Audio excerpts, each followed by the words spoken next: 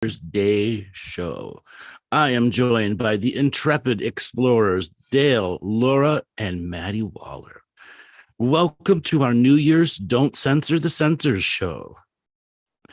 All right, everybody, sit back, relax, come on into the chat room, say hello, say happy holidays, Merry Christmas, Kwanzaa, whatever it is that you support, because we are going to have a fun time talking about, guess what?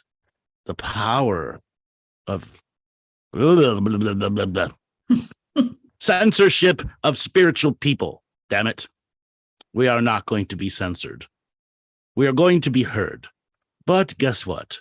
The powers that be don't want us to be heard. We did a show that was making fun of doom and gloomers, and it got hit for medical misinformation. Yes, everyone, a community guideline strike for a show about making fun of doomers and gloomers. What do you all think of that? Go on down to the chat room and tell us what you think about that type of weirdo censorship. So, Dale, let's start with you. You know, what was your experience? What did you feel like when you found that video was stamped medical and misinformation? Well, hi guys, hello.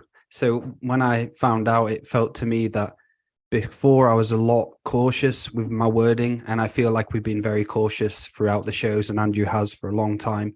And to be not censored, sorry, to have that strike against us for speaking out, not even against, we weren't even saying anything particularly against or for, it was just on about doomers and gloomers and people who are really negative and so on.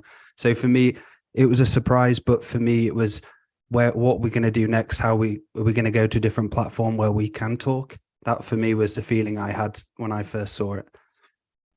Laura, what about for you? Mine was, woohoo, we're potent. We must be that potent that they need to take us down straight away, because the message is getting out there and people are listening and people are maybe being helped with it. And we must be doing a good job for them to take notice of us. So, Addie, what about you? I was concerned when they took down our Facebook page as well. I was just really concerned that we haven't really covered that dense subject matter recently either. And the idea that it could just be whipped away from underneath us was quite concerning to me, especially a lot of your videos and how much content you've had when you've never had this kind of stuff happen before. And it was, it really did catch me by surprise, I have to say. It caught me by surprise too, but at the same time, it wasn't a total surprise because I knew inevitably it would be coming. And over the years, I have tried hard to stay away from the stuff that gets triggered. We're pretty sure it was Laura's revocation that triggered it, the medical misinformation. It also could have been the fact that people were talking in code, which I'm not going to repeat the code. Hint, hint, wink, wink. The this means this kind of thing, and that often triggers the algorithm to give it to you.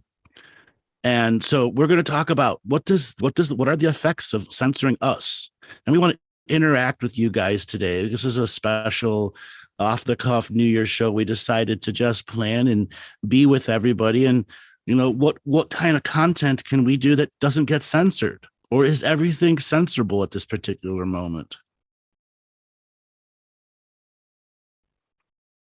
Hello? You guys there?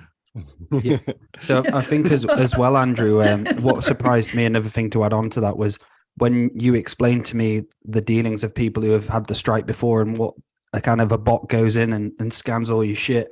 It was I surprised the shit out of me that there actually isn't any entity like living human behind it looking at it. It's all bots and it's all AI kind of technology. That was surprising for me. I never knew that. Yeah. We got somebody spamming the chat room, Joel.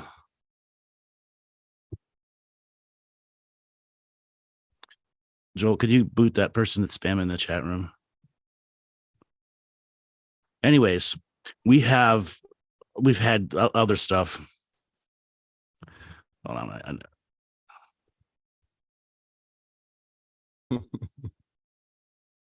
He's using some kind of spam bot here. Once again, this is something else that happens. We all had that. My chat room's frozen up. I can't ban him. I got him out. All right. I think he's gone, hasn't he? Yeah. Yeah, we have stuff like that happening that are trying to force channels to get shut down. Yeah, we had a porn attack on a couple different shows.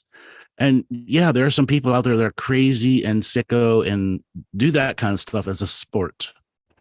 So we find ourselves in these unique moments of what do we do as spiritual people who know that these types of things are out there that are trying to just get your channel taken down. Well, you don't give up for one thing. And you don't change the message to fit their narrative either. But Because what ultimately, happens if you do? they do hold a certain amount of power, though. That's the thing, isn't it? Yep. They can make life very, very difficult for you. If all your videos keep getting taken down, then your page starts getting taken down. Really, there's not a lot you can do unless you completely reinvent. And I think the hardest thing as well is YouTube's so popular, and majority of people use YouTube. So if you're using that platform and like obviously this channel, and you get a strike and you're out the game or your channel's been deleted, a lot of people don't want to go over to other places. So you do lose a lot of. So like you say, Matty, is that it's quite I'm not nervous about it, but I do like being on YouTube just for that kind of reach, so to say. The other thing is they don't hold the power, they hold the control, but we hold the power ultimately.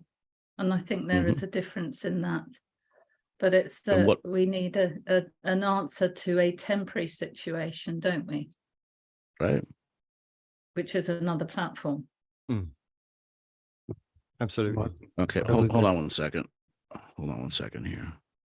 I'm getting some private messages. Let me take care of something real quick. Go ahead and talk, guys, for a second. And that's it. It's for me. So I've a show before I did the Talking Stick show. I've had Laura, Andrew on, and Matty before. I've always been a bit conscious of it, but for this, has made me being more aware of what I'm saying. So yeah, you're right, Laura. There is just that controlling aspect, which is it's hard. It's like the system, isn't it? You're in it. They're listening. These bots are listening, and you've got to be fucking careful, because if you mention you know what I'm talking about, word or anything like that, that's it. And we all see those little the channels which just get banned left, right, and center. We've all seen them, and I really hope we don't become one of them. And the thing is as well, it's not just, it's not what you're saying in the moment. I mean, we're conscious of it now, and we learn as we grow and we develop and we move on. But it's because of past videos as well, isn't it? We could be a year down the line and they could ban us for something that we said 6 months ago from now. That it just seems to be relentless. Yeah, and we can't go into either gung-ho and light workery and, oh, we're going to say what we want and we're going to do this. I think we've got to find some balance somewhere so that we can. It's like, being in both worlds, isn't it? Living in the system world and living in the unseen world. So it's finding the balance between the two, and the platform that gives us that too. And people can just use these really popular platforms for advertising or so forth, clips, little bits and bobs. I think we will see a migration away from some of these larger platforms. Hold on a second. Dale, hold on. Dale, can you make Joel admin again? Yeah. His Zoom crashed. No worries.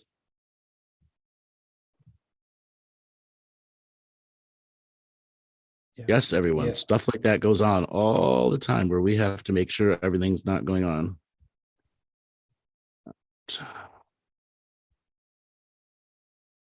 Yeah, thank you, Catherine G. She said it does not stop me from being glad to be here with you all, which is what we feel too. And then we create a particular sort of frequency as well with everybody being here. Yeah. A potent frequency.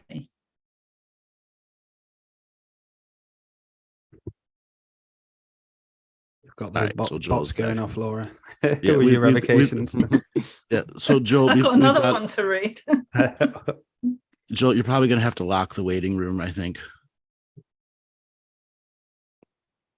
We'll see. We'll see how it comes out. It gets undone. Anyways, yeah, you're now seeing live the things that we have to go through in the background just to put on a show. Just to put on a show. It can be a challenge. It can be a challenge. But it doesn't get us down. I've been doing this going on 11 years. I've had worse happen. Okay. I've had a lot worse happen. Let me tell you. Okay. Okay. Are we touching somebody? Are we annoying somebody when we're doing shit like this? We're like people in the chat room to give us some feedback. What do you think is going on when we're attracting that type of people?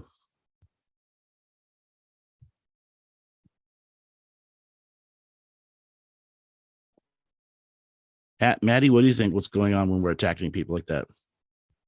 It must have some sort of unseen compartment to it. It may seem random. It may seem like people who are just targeting lots of different people, but there'll be an unseen element to it that's driving them in our direction. Mm-hmm. Mm-hmm. Yeah. Does the truth set off some sort of anti-resonance in them? Yes, you can call it an anti-resonance is a good thing, that they believe they must attack. Why? Their own disbelief, their bullshit. There's so many things that you can describe it as. Over the years, I've had porn attacks, direct attacks on the website. I mean, there's still website attacks are still going on. They're just not going to get in. I locked everything out and did something that's going to annoy every hacker in the world, which is fine. You had to do it. A wedgie okay? as they come in. You basically, you get one sign-in attempt, and then you have to wait 72 hours later before you can try again. Okay, so no matter how far your brute force attack is, you're not getting into my cPanel. Yes, I've had to hire people to do that, to make sure that no one's attacking the back end. You know why they want the back end? So then get to your merchant account. And once they have their merchant account, they can jack up products that they want to sell or just charge credit cards everywhere. Wow. And then collect cash. Okay. Has anybody here been censored in the chat room? Go ahead and tell us if you've been censored also. We're looking for people to go on and give us some shared stories. We will be taking callers at the end of the show, but we want to get into the nuts and bolts of what does it really mean when they start censoring what we're doing? How do we get it out to everyone if they're going to censor it? What is the audience ready to do to help us too? More than just visit YouTube. Like if we have to curate another channel, like right now we're curating a Rumble channel. You can go to Rumble and search for Galactic Historian. You'll see our videos being duplicated there. So for these people who are doing it, Andrew, have you said before that there's actually money behind it where they'd pay a group of people to do it and go out and do it? Yeah, that's right. Yeah. Paid. That's what their job is. What would you say the percentages for paid people to not people who are just having fun? Not having fun, just being an absolute dick, pretty much. That's a toughie. There are a lot of people who make money through the criminal world of the internet. So is being a criminal their job? Yes.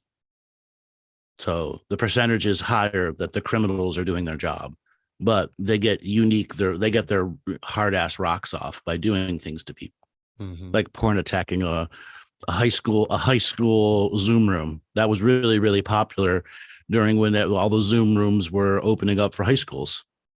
Okay. Hijacking them and playing porn until the teachers had to shut the stream down and no class today.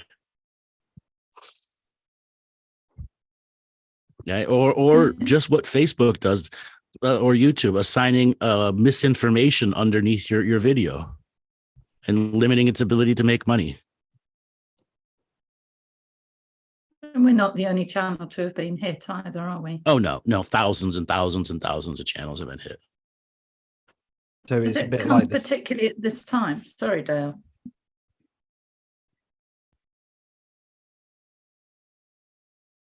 Is there anything in the timing of this?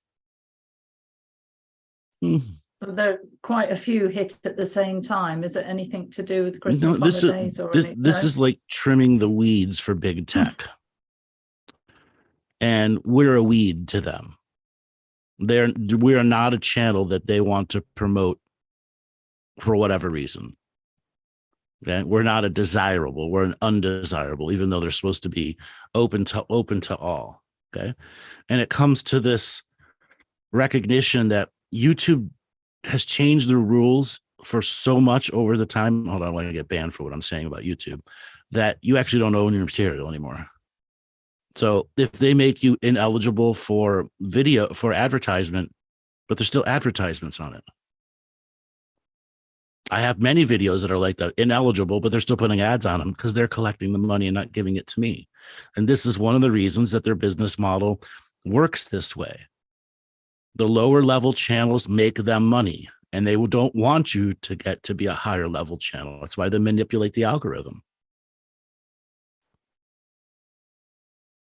So we have to be able to have a closed room scenario or like a private Zoom room scenario.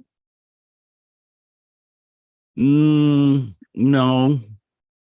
Zoom is just as hackable and just as corruptible as YouTube. Yeah, I mean, like a Zoom room. I don't know the platforms out there as well as you do. Well, I'll just let everyone know.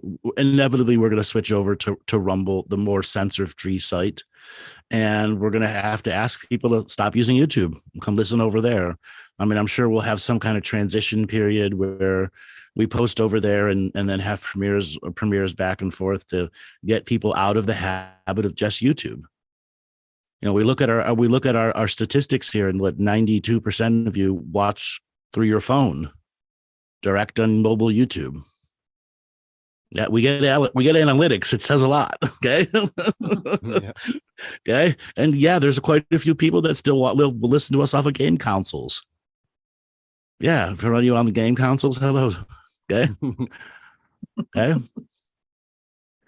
Our busiest day of people listening to us, even when we're not live, is Tuesdays, 10 o'clock in the morning. That's when everyone's catching up on shows.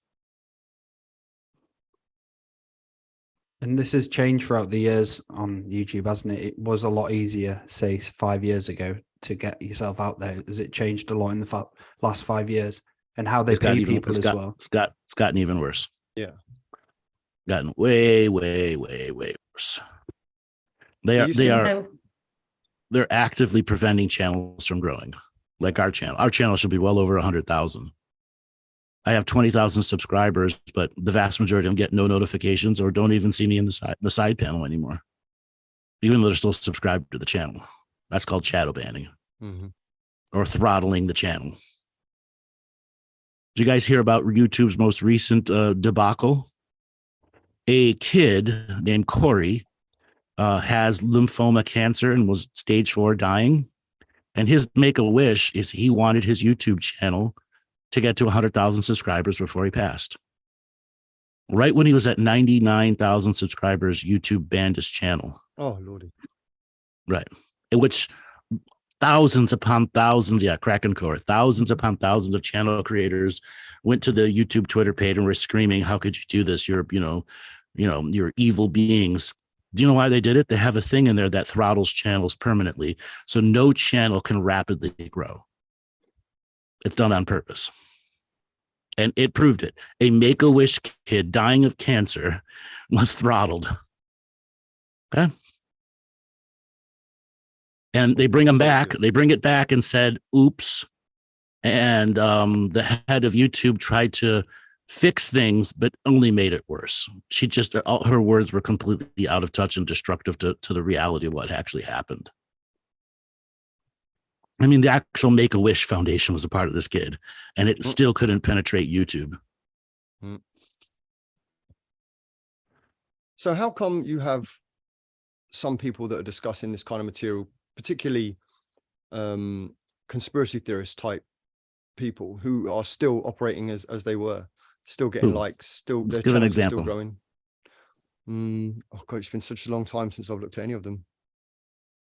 And most of them are still exactly where they're at when you stop listening to them. They don't actually grow. Right. That means they had organic growth before 2014. And once 2014 hit, they changed the algorithm and they stopped organic growth. Okay.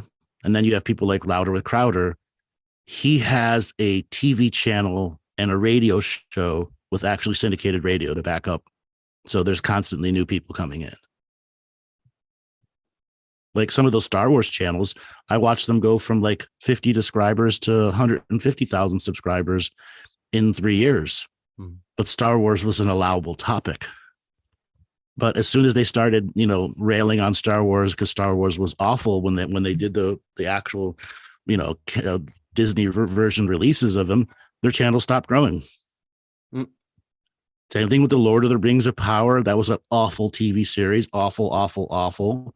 But you got many channels got banned for doing what? Making fun of it. Huh? Have you seen that guy called Mr. Beast? Yes. So he's got how many? He's got like 500 million, is it, or something ridiculous? Something crazy like that. Subscriber. Yeah. How long has he been on YouTube? Out since like 2006. He was like one of the first people out. Yeah. 2008. But that kind of person would then be quite heavily involved with YouTube themselves, wouldn't they? With that kind of reach. No. Really? He has influence within YouTube, but nothing when it comes to policy setting or making. No. Like he just was on YouTube and asked Elon Musk to make him the next Twitter CEO, and he sent, and Musk sent back, maybe. It's not out of the question. I would like him running Twitter. I don't know if he's a business manager or not, but hell yeah, Mr. Beast running Twitter. He can transform Twitter into something that can be a combination of YouTube, Facebook, link to your cell phone and bank account all in one. That's what Weeblo is about in China, or what was the other one? WeChat. Yeah. Where it's everything all in one. Rent videos, everything. Imagine if you had an all-in-one service for that. Would any of you guys use it? More than likely. Right. Okay. Cell phones can be replaced by laptops or other devices. You don't actually need an actual cell phone as long as you have Wi-Fi. And you can get a digital voice over IP phone number. You've seen if quite a few people go over to, like, Russell Brand's on Locals now, isn't he? And he's got a Rumble account. Rumble. Yeah. And Rumble. Yeah. And he's getting some pretty good numbers on Rumble finally. Because it's hard to get people out of their habits. And I think he got a strike, didn't he? That's why he decided to go over against a strike for reading the COVID guidelines from the National Institute of Health and the CDC. Their website, he was reading what it said, and that's how he got a strike. Wow. That's happened to 1,000 channels have been from people reading what was on the CDC webpage. They got permabanned for it. What's the least censored channel, Andrew? Is it Locals or Rumble? Rumble. Somebody is asking, is it easy to get a Rumble account? Simple. Just go to Rumble and give it an email and an address. And if you want to verify it with a phone number, you can, but you don't have to. Yeah? It's so simple to use, isn't it? Yes. And somebody has asked, why not Twitter? Twitter doesn't have hosting yet. They don't host videos. You can't do longer than put up longer than a 10-minute video. And Catherine G, do you mean Russell Brand when you said how does Russell do it? Because he's on Locals. He's on Locals and Rumble. Oh, he's on Rumble as well, is he? Okay, right. Yeah. So it's really easy to sign up for Locals. It's just like signing up for any website. You enter an email address, and a password. Create an email, a password, and then you get something from your in your email confirming you created an account, and click yes, and you're set to go. And then you just find the channels you want to subscribe to. Like if you all want to right now, just go to Rumble, rumble.com, and search for Galactic Historian, and you can see all of our videos from YouTube being synced over. Because they have this special API that goes all the way back to 2014 and takes all the videos from the YouTube cloud and syncs them over to Rumble. I've got so many videos, it's going to take like a month and a half to do to link and sync all the videos. So going back to, say, the creation of this platform we're on at the moment, what was the kind of creation behind it and the idea behind it? Was it kind of like to be a news channel? Not a news channel in a way, but to be filtered like that, where basically they tell you or control what you see? Is it always designed to be like that from the ground up when it was You're created? talking YouTube? YouTube, yeah. No. It was a free to share site until Google took it over. But it had a very positive interactive algorithm. And in 2014, everything changed on YouTube. It is when they went from their corporate motto was "Don't be evil" to "Let's do evil." The complete and total change in 2014, early 2014. It used to be that you could, if there was something that happened around the world, anywhere, you could type in that event, and you would see the actual video footage from people's phones, and actual real ground footage of normal everyday people. And after that, it just changed, and everything. It was just news channels. All the global governments don't want their ugly sides being shown on live stream when they're shooting up the students. Like what happened in Egypt. That was 2011. The Arab Spring Revolution scared the shit out of the big tech and out of because how easy it was to share what was going on. And then by 2014, it was all said and done. There's no such thing as an organic YouTube star anymore. It does not exist. It's a myth. And I'm serious. It's an absolute myth for you to become an organic YouTube star. It's impossible to be done. Not unless you're in the pay-to-play system, which is they want you to be putting $3,000 to $5,000 per month in their advertising engine. If you don't, you're throttled. And so some of the ideas of say like Rumble or Locals is to kind of get away from those being made and created. Kind of people coming together and go, right, enough's enough of this bullshit. We need to get people over to actually have a natural, organic kind of creation with it. Yeah. So Catherine in the chat room, doesn't the debacle with the cancer kid wake more folks up due to the visible trickery? Yes. It's what I call transparent hypocrisy now, where they don't care if their hypocrisy is transparent. We've all known for years that they've been doing it, and now they're doing it and going, yeah, we're doing it, and there's nothing you can do to stop it. Has anybody read the Twitter files? What's actually there? The actual full-on collusion between the government, CIA, and all the big tech companies? It's absolute proof. Okay, the Twitter files are going to be a bigger dump than what Snowden did on them spying on us. This is what they did with the information from Snowden. They applied it to the social engineering systems and created YouTube algorithms that only promote the people that they want. Like, here's an example. Let's say I decided to create a VPN that blocked everything that I was going to create, logged into a fresh YouTube account from the United States, and let's say I just did pop culture stuff, Johnny Depp, Star Wars, woke Hollywood, et cetera, et cetera. I would get up to about 2,200 subscribers, and then I'd be done for months and months and months and months and months and months. And my videos wouldn't be going into the recommended files anywhere, no matter what I did, unless I did YouTube Shorts. Okay, YouTube Shorts is like trying to replace Instagram. And Shorts don't actually pay you anything real, and they don't actually bring subscribers to your channel. So you're stuck creating content that isn't beneficial to your audience. Can I just, like, if I did a 30-second short, what are you going to learn from me in 30 seconds? So when I used to search some of your videos back in 2016, 17, I used to be able to type in the words straight away and I'd find the video. Now I type in, like, say, your name and about, say, just Pleiadians or whatever. I type that in and you can't fucking see it anywhere. Like, no matter what I type in with your name, you can't see it anymore. And I used to be able to see it.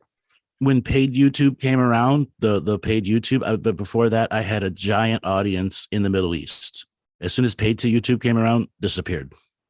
And all of the Middle Eastern people from Iran, Afghanistan, Saudi Arabia, gone. They can't even see my channel anymore because their governments are blocking it from their source. Same thing in China.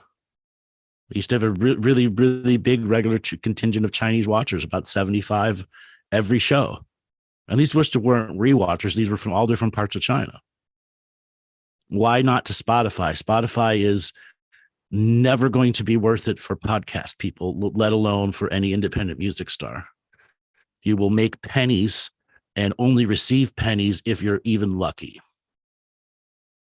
Spotify doesn't promote you in their podcast list either, unless you pay.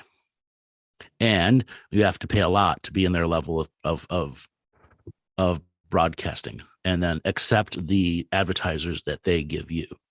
Unless you're Joe Rogan as well. Yeah. So how would you feel if I started advertising Charmin toilet paper to you guys? Spiritual toilet paper. Or, are you doing your next cleanse? You need to buy the GH toilet paper. Okay. Or my barbecue rub, or go buy gold. Knowing full well, I tell everyone fucking gold is a ripoff. Don't buy gold, buy land. Okay. Don't buy crypto. Okay. It's not for it's only for the big boys who have money to lose, not for the little people. Right. Am I commercial like Matt Damon? Like, what should be the Galactic Historian fake commercial?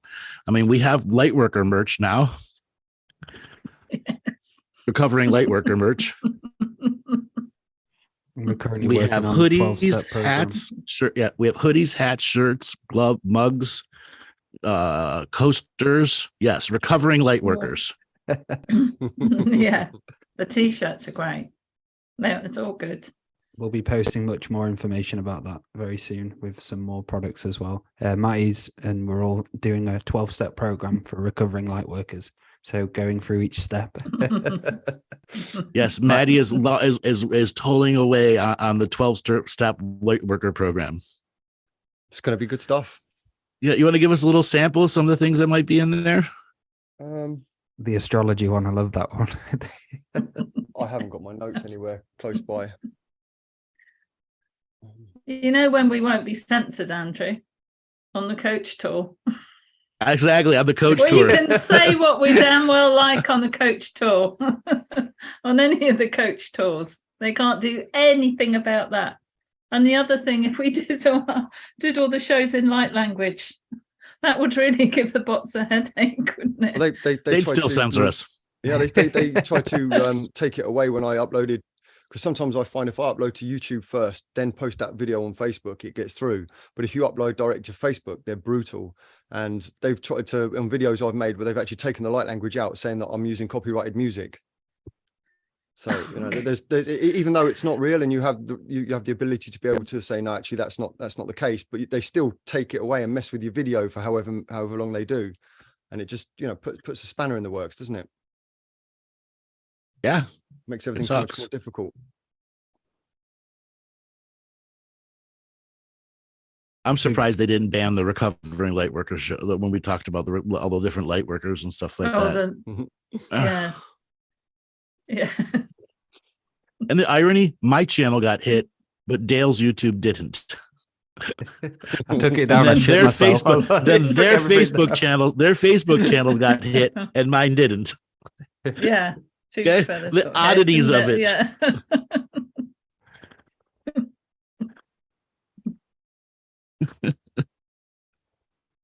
Why did they ban it? Medical misinformation. That was the reason that they said it. And I contested it, but it doesn't matter. There's no real person on the other side. Yeah, we're talking about colonics and shitting and pooping and let's do stuff the light workers got a hold of. And when they do come to banning people's channel, they just delete everything, don't they? And you just can't. Yes, go back. I delete everything, and then all references to search engines on it too. Yeah, so they fuck you in the search engine too. Mm-hmm. Yeah. All right, guys. So we've covered the consequences of spiritual censoring. Let's kick the new year off with something positive. Let's all put on our little light worker cap. Okay. And think of something that we can put a smile on the face for people as we fart in the wind and let 2022 pass away like the fart in the wind, and we're going to create something new. what little treat can we give the people that we've got here in our Zoom room and all the other channels that we're live on?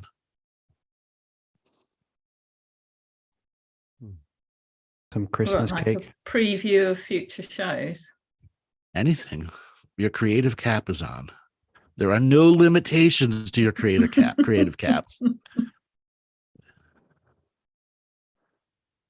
Why don't we talk about some of the stuff we're recording at the moment and creating and about to bring a first product out? That might be a topic to talk about, which is Well, why don't very you bring it up? exciting. Why don't you just bring Yeah, it up then? So guys, so we've been doing a lot of pre-recording on Saturday evenings, and we've basically all come together and started doing lots of products. So there's various different healings, like psychic surgery, group meditations, guided meditations, and light language healings. So we're basically in the midst of doing some products and bringing that out, where you'll get a lot of content, a lot of videos, some extra videos as well. How far are we off bringing out the first product, guys? Is it probably sometime next week or the week after? Yeah. Laura, do you want to add anything to that? And Matty? No, I think what's it like for you? What's it like for you guys in the background? Doing recording stuff from the first. Pull the curtain back. Show people what it's like. Because yes, I'm training all of them how to be radio hosts. I mean, Dale was doing it before, but they all wanted to come together and do this. And it all spawned from the, putting together the bus tour. And let's put together and put some shows together. They got to learn what it takes to create an email, what it takes to create a Facebook post, to tell people what it's like doing it. Yes, a living testimony. So when we did the first recording, there's like a anatomy one where do all the anatomy bits, and Andrew just went straight into it, put us on the spot, and I physically felt a bit sick.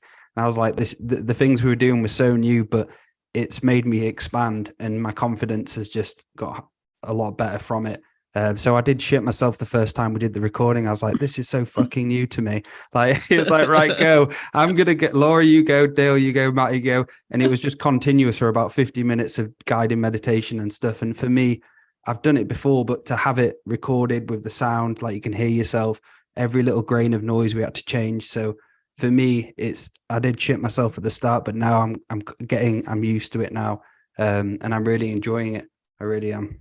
There are a few different factors to it as well, isn't there? Like each one of us has our own unique way of doing things. And when we come together like this, it breaks that down. You can't just use your own flavor. You have to think on your feet. And one of the things is learning to be a presenter is one thing, but learning to be a presenter with Andrew is a completely different thing altogether, because he changes things all the time. So we can be ready to do some recording and had a week to think about what we're going to do, what we're going to say, what it's going to be like, turn up on the evening, and then it's completely changed. U-turn, Andrew. U-turn historian. Yes, that's the beauty of working with Andrew. He is notoriously you just difficult. Don't know. Do you know why? Do you know why it's changed? Go on. You know why it's changed? Because I came up with a better idea. Yeah. So I used to go away and like try and look up stuff on the topic he'd given us, and in the end I thought I'm far better off just going for a walk beforehand, coming back relaxed, because Andrew will just like drop you in it, like the guy said, in the nicest possible way.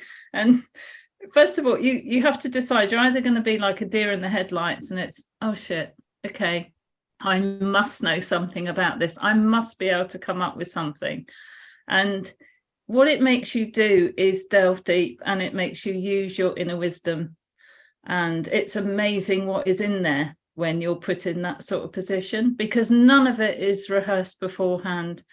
Some of it is discussed, and then, like the guys say, or Andrew's just said, he'll come up with a better proposition, and we go with that. And I just think in the end, we create the energy and the flow.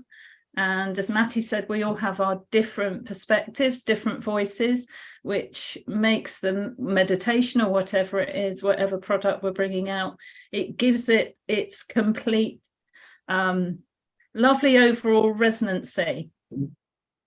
doesn't it? Because it's like Yes. different frequencies in an orchestra. That's it. And And, even off like listening to Andrew and how authentic you are, like obviously becoming your friend, you're pretty much the same off the camera as well. And it's such a friendly, outgoing person. Same with Matty and Laura. It's just a pleasure to co-create with you because we just take the piss out of each other and have a laugh. And there's no, we do a lot of work, but that seriousness isn't there. And we are work driven, we work hard, but we still have fun. And that's a relief. It's a nice relief to have that. Just to take the piss and have some fun with it as well. Yes, Yeah, we've got an ongoing little ribs that we all have for each other. Dale can never get time zones right. Not just Dale, Andrew. No.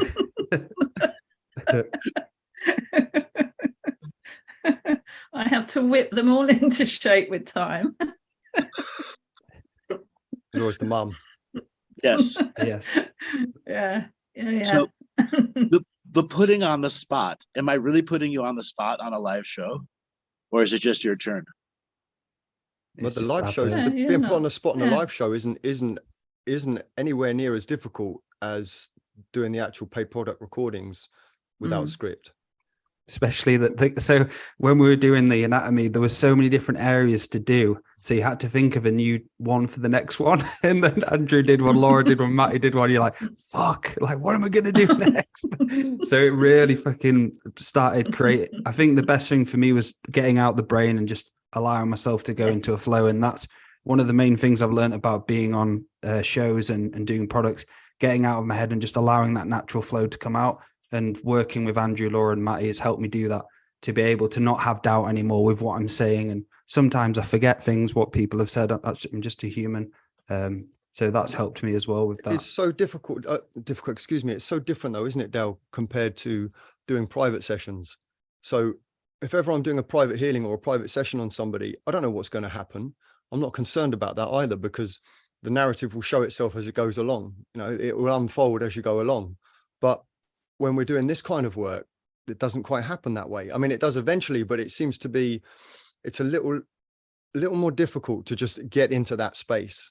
Whereas with the private work, it just happens naturally. I guess it's a matter of practice. Plus an audience. The audience does make a difference. And then there's all the technical gremlins that come in. Right from the very beginning, Andrew said to us, you'll find there'll always be something that we have to adjust or sort out. Even when you think you've got it all cracked. Like today, I thought I had my green screen cracked and look behind it, I haven't. But yeah, it's how it goes. You're learning all the time, and it's just fun on this journey, learning and sharing it with everybody too. And to just developing that wisdom. Yeah, and not letting the gremlins get to you. That's what I said to you. Yeah. Don't let it get to you. Don't let it. It's inevitable. It's going to be ongoing and ongoing and ongoing. And it's nonsensical as well. They'll be gone for months and then they'll come back. And it is uncanny. I had a lapel mic that I was using for hours before we even started to do the recording. And then as soon as we started doing the recording, the mic just stopped working. And there's silly things like you might have to log out and then log back in again. Or, you know, just silly things that don't make any difference. And that's how you know when the gremlins are at play, because it's almost nonsensical, isn't it? Right. The chaotic energy is so intense. Yeah. Well, what I love as well, Andrew, is you are still teaching us and guiding us in the way you do it with us and the way we all co-create with you on these shows. So where did the gremlins come from, Andrew? Gremlin land, Gremlandia. which is in what extra dimensional place or space? Are they created just for this reality, or are they come from elsewhere? They're squatters. They squat in your reality until you do something about them. And would they be on the same sort of realms as the post and precogs in that kind of? No. They're both in time and outside of time. A lot of them live within servers, electromagnetic devices, your phone, because that's how they can harvest energy from you, or just create a chaotic situation which they can feed off of. Are they part of the system, or are they separate from it? No, they're a natural part of the world, but they have been given steroids by social media, cell phone devices, computers, interconnectivity from phone lines. Mm. You know, so Who they're was on it? steroids. They're on, you know, they're like, you know, WWE wrestlers in the 80s. Ultimate Warrior. Yes. But in universal law, we could send gremlins to the gremlins, could we not? Yes, you can. But that could backfire on you. That's what I was just about to say. Mm. So one of the subjects that we brought that was on the advert for this show was, what are the actual spiritual ramifications for the censorship? Because there is a greater picture here. There is a grander awakening. Yes, it's an individual journey, but this is a unique moment in our space-time, isn't it? And so what effects is this censorship actually going to have? Because they can't just shut everything down forever. Yes, again. They're going to try that, are they? Is it going to come down to person to person? Mm-hmm. But that's what they want to have, is person to person censorship. That's what they're trying to refine it back down to. Censoring individual topics for individual reasons for individuals, so that you don't get exposed to a rebellic cause that they don't want you to ever even know exists. Mm. Example, like the riots that are going on in Iran or the Green Revolution. Yeah. They shut all that down because the rest of the world was supporting all the rioters. Yeah. I'm sorry, not rioters, all the protesters. They don't want to see support from the rest of the world. You know what recently happened during the World Cup games? China was watching it and seeing people in Qatar, no one wearing masks. 80,000 people in a stadium. All the parties that were happening, no one wearing masks, no forced vaccinations, no one welded into their apartment buildings. Okay, which has started a huge backlash over there. Yeah, they've actually had to change some of the rules now, haven't they? Yes, they're opening China back up because I might get medical misinformation from this, because they don't have a herd immunity. And they know that whatever is going on with their medicines didn't have the functionality that they want. And yes, I'm editing myself. Okay. And now they have no other choice but to open it up and gain herd immunity, which is going to be a big detriment to the whole world, because they're going to unleash all these trapped flus and common viruses that have been go around the world all the time with regular travel, but now they're going to be released in mass. Mm-hmm.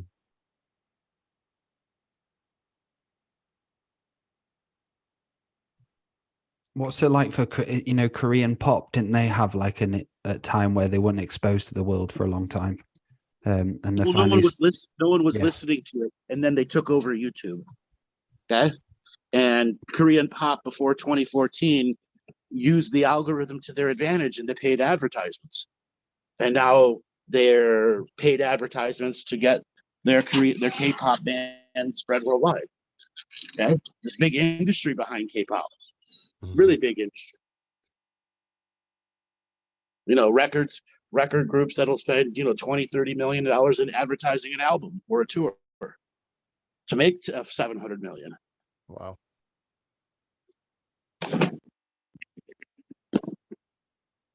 Let me switch devices again. So what do people in the Zoom room think about us going over to a different platform? Let's have some opinions on it. Would everybody if you'd be willing to do that to get your GH fix? So going over to Rumble, setting up a Rumble account, and going over to locals as well. Yeah, both are really straightforward to join, aren't they, Dale? Both are really straightforward. There's just not much point in us doing this if we can't say what we actually mean. No, we can't change our messages of peace. There's no point if we have to change the message, is it? Right. Somebody in the chat room was saying, I like emails. Well, guess what? My emails aren't getting out. It's not because I'm not sending them. Mm. Okay. Google has recently changed their rules, as well as many mail servers.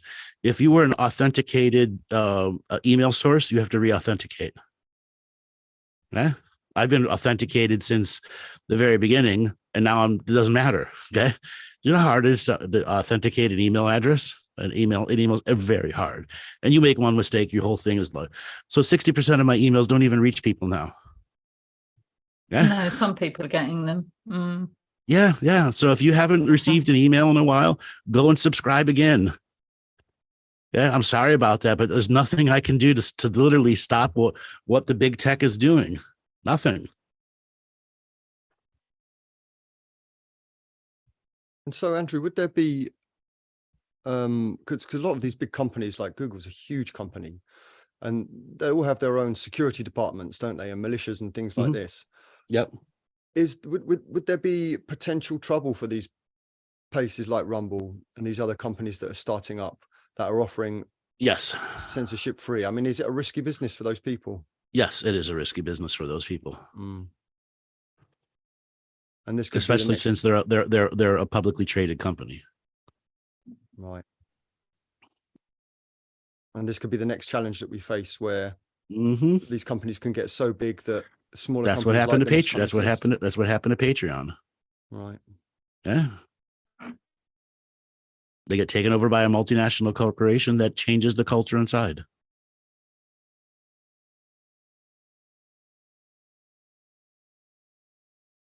Who's getting the Tesla brain chip? Not me. I was in the chat room. Yeah. Well, let's get out of the doom and gloom of censorship and talk about something fun. Let's spin the wheel of conversational topics. It was a bit dreary. Yes. Yeah. I'm putting all of you on the spot now, and everyone in the chat room too. Still no answer. We can't say much more about the coach tour because No. we haven't got any. No, okay, because that is cheerful. That is cheerful news, though. That's at the coach tour side. Haven't sent us the final contract yet. We Because call they're him probably Wes. still they're call him still Wes afraid Wally. of. Yeah, they're still afraid of what's going to happen in 2023, and they want to sign contracts until they've gotten their side secured. I've never had a coach tour company like ever take this long to get back to us. Never. So no. So we're How still. about then? How about some New Year's resolution type stuff? Like, what are people going into the new year wanting to do? I want to Always leave detoxing. Yes, leave 2022 behind. Yeah. And embrace 2023 for what it's going to be. Freedom in a way 2022 wouldn't allow to have, and we have to create that freedom. And it does feel that everyone has a bit of a life review at the end of December, don't they? What they need to change and do. That it usually lasts for about 2 weeks, and they just give up and go back to how they were before. So somebody wants me to talk about Andrew Tate. Well, the Matrix came in and got him. He was arrested, even though he was never handcuffed. He wasn't charged, and he was let go the same day. So, well, he'd also been wailing on the World Economic Forum upper guys, and that was a slap saying stop, or we're going to put you in jail, and we don't care if you're a criminal or not. That's what happened. Not been charged. He's not even been detained. He can still leave the country. What does that tell you about where they are with the law enforcement? And Romania is notorious corruption in the police. How did his videos get so big, though? Because I remember at one point I kept seeing them just out of nowhere. Would he put some money behind it all? Yes, he was Yeah, putting a lot about of $8 million Yeah, that makes sense. yearly or more. No, he wasn't swatted. He was basically he flies in and out of the country all the time, and there's no record of him going in and out, because that could be very easily done in Romania when you have money. There's no record of you entering, leaving the country. And he was in the country, and they knew it, and they went and got him under trumped up charges. That's what happened. And it was all over the news. Every single news outlet was reporting it. It was literally everywhere about his arrest. Kate's father was CIA. I don't care. Doesn't matter to me. Everybody could be CIA or not. I'm me, and whoever else is going to be ever else. I mean, at this particular point, it doesn't matter to me who is or isn't. They're all going to get exposed sooner or later of what they are or aren't. The Black Knight satellite. That's pretty cool. That's so old. It is. I mean, old. Pepsi did a commercial. Even Pepsi did a commercial on the Black Knight satellite. Come on. It looks like the Mayan stuff to me. This is an interesting question from Sarah. How does our alone journey manifest an improvement in the global narrative? I don't know it does, because your alone journey is your journey. Unless you're sharing your alone journey live on a show. Mm. And then your alone journey has observers who are doing what? Entangling. And what does that entangling mean? Energy exchange. Mm-hmm. Mm-hmm. And therefore, that journey, even though you're still a lone journey when you're having to do the inner things or reporting on it, as long as you're not regurgitating teachings and truly learning from them, the alone journey is still an alone journey, but you're sharing it with people on the way. That's the part of the way fame works. You're sharing your growth. Mm-hmm. Look at what I was doing in 2012 when I was first doing shows then compared to doing them now. Okay. What was it like when you guys were first listening to me back in 2012 and 2013? Oh, it was incredible. Everybody wanted their Galactic history read, and you did it. You just went and I did it as well. Yes. A lot of content, like conveyor belt of content and stuff every week, and yeah, it was incredible. There's a lot of stuff to listen to as well, which was good. But it opened up to new reality mechanics. So each individual person that had their Galactic history read opened up new subject matter that we'd never heard before, and it was so different to anything else that was coming out from anybody else that it just set itself apart, and it just made the other stuff look like kindergarten.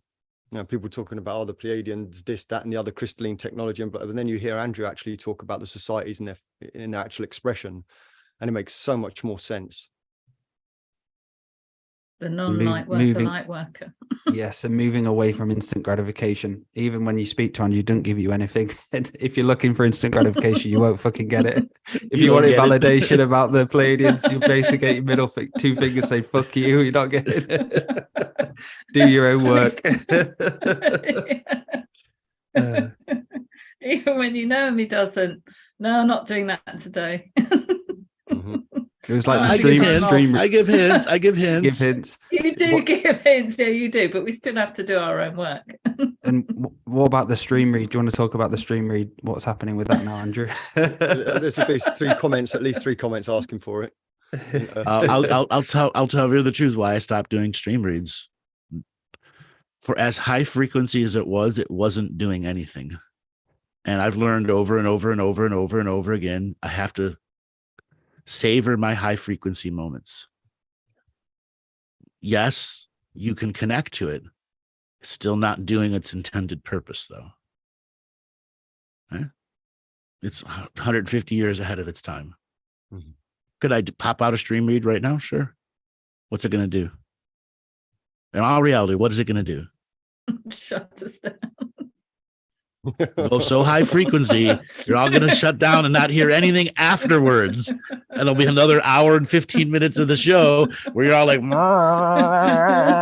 you're just going to fart it out. That's what'll happen. All right. Even when I put it out as a single clip. Okay. Even when I put it out as a single clip. Are people getting nurtured and nourished from some of that? Sure. But they're not generating their own connection through it. That was its purpose. And they weren't bridging their way through it. I could tell because I look. Okay, you put the high frequency out. No, we've got no immigrants to the other side from it. Fuck. We tried another way and another way and another way. So I'm sure it made connections for people, but it didn't help you immigrate. And I'm using the word immigrate to the other side. Okay, it means full-on immigration, get your citizenship there. That was the whole reason I was using that high frequency. Here's your doorway. Here's your doorway out, motherfuckers. Be like Porter. Be like the Cubans' boat crisis. Get on a boat and go. No one made boats. Yeah, the time travel instructions. I did a lot of that too. Yeah. Anyone can time travel. It's really simple. Do you look at the audience still, past, present, and future? Yep. Before a show goes live, I peek to the future and see what its potential is. But that potential can be changed with every time somebody types something into the chat. Yeah. It's an evolving potential. So for people that know me, you are the potential, not me. And so if you realize you are the potential, not me, I will match your potential. That reminds me of my first reading a long time ago with you, Andrew. I remember those words, which I still remember now, and throughout the months, I say them to myself. Is you were telling me when I actually learned to be the experiencing being, and all the experiences are mine. And that was one of the great bits of information I've had, what's really helped me, realizing that I have to experience it myself. Or what you're doing, I have to do it myself. You're not doing it for me. Matty's not doing it for me. You have to be that experiencing being. And that's something the last few years, which has really opened up for me. No, and that's the other reason with the stream reads. You got to do it yourself. I've given hundreds of examples of doing it over years, and I stopped doing it because I realized I wasn't doing what was intended to do. Yeah, that's what a lot of that high frequency stuff did for me. It inspired me and showed me, even when I didn't completely understand it, it just showed me that there were higher and greater levels that one can go to, and basic mechanics of it as well. So I was able to try and replicate some of it in my own way. That would be good homework for everybody to go away and write a stream read. Mm-hmm. Stream read your cat. Stream read your own self in the show. That's what a stream read was in the moment, and all the potentials of the audience that were listening at the individual time, and me going, all right, I'm going to up the game 10,000 fold. 10,000 folds, not enough. Let me go 100,000 fold. Oh shit, no one's listening. They're all asleep. Meow. Meow. On my own again. That's all you get. Everybody's cats in their lap listening to me, but they're out. Okay.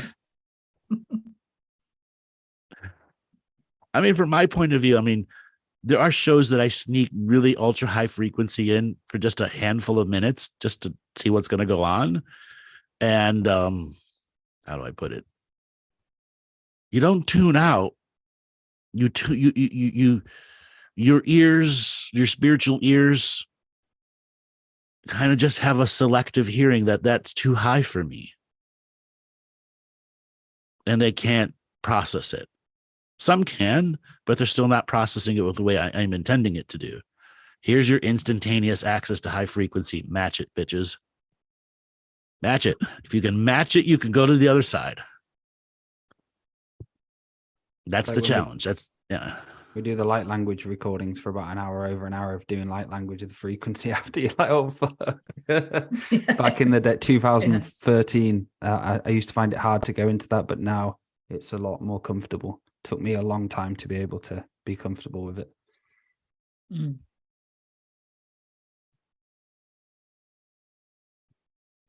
So what's it like for you still switching off, Andrew, from everything? Does it take a long time to shut down still from doing shows or doing high frequency? It takes a very long time to shut back down. A very, very long time to shut back down.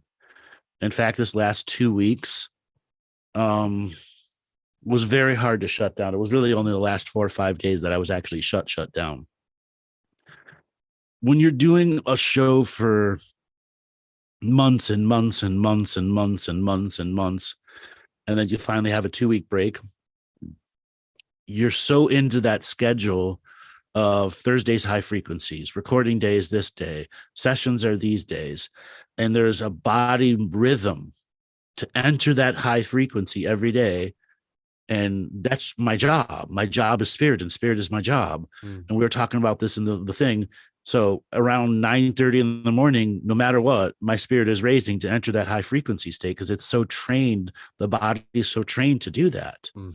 And then to go, nobody, you don't have to do that today. This is my time, my day, my uniqueness. I do my spiritual practice, but I'm also working 45, 50 hours a week in the spiritual work that I do. So there's a fine balance. Like yesterday, I went out and did a fire, but it wasn't a spiritual fire. It was just a bunch of rednecks with burning couches in a giant fog storm, which was awesome. Okay. None of them were spiritual, and seeing the spiritual moment where the fog, because the fire was so hot, the fog couldn't made a big dome around us. Okay. Because the fire was so hot. And then we're dumping couches on there, and it's some of the fire's 45, 50 feet tall, and, you know, incredible energies, but they're all a bunch of rednecks. They couldn't feel jack and shit and didn't care. Okay? That was wonderful for me. Okay. Yeah. I didn't have to explain the uniqueness of the sacred fire. Blah, blah, blah, blah, blah, blah, blah, blah. It was just fun to be a pyro. The sacred couch. The sacred burning couch. Exactly.